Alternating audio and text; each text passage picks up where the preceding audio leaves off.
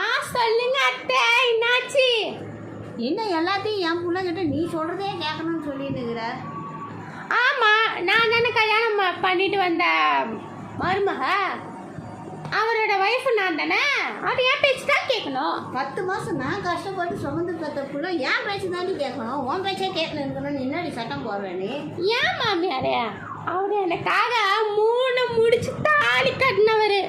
நான் சொல்ல தான் செய்வேன். ஏன் என்னது எங்கள் அம்மா வீட்டிலேருந்து கொண்டு வந்து இங்கே வைக்கல? அதுக்காக நீ சொல்கிறத கேட்கணும் என்னடி சட்டம் இருக்குது?